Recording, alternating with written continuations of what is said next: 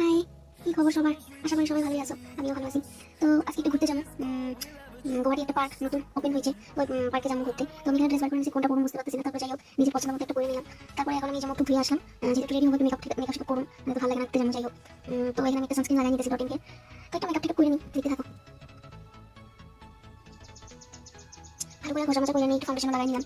ফাউন্ডেশনটা ভালো করে ঘষে ঘষতেছি, একটু লিপস্টিক লাগাই নিলাম। বেশি কিছু সাজিয়ে যদিও, তো অল্প সিম্পল ভাবে সাজছি।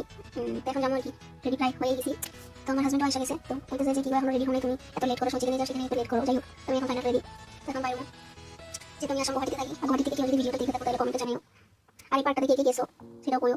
ব্রহ্মপুত্র নদী পার, যেহেতু আজকে সানডে ছিল ওই জন্য প্রচুর পরিমাণে ভিড়ও আছিল। তো জায়গাটা খুব সুন্দর, দেখতে পাচ্ছ তুমি, একটু ভিউটা দেখাই। ওই যে দেখতে পাচ্ছ আইল্যান্ড একটা ছোট, ওটা হচ্ছে উমানন্দ আইল্যান্ড। সবাই জানো গুয়াহাটি থেকে ফেমাস জায়গা, সবাই ঘুরতে যায়, ওখানে একটা মন্দির আছে ওই আইল্যান্ডে।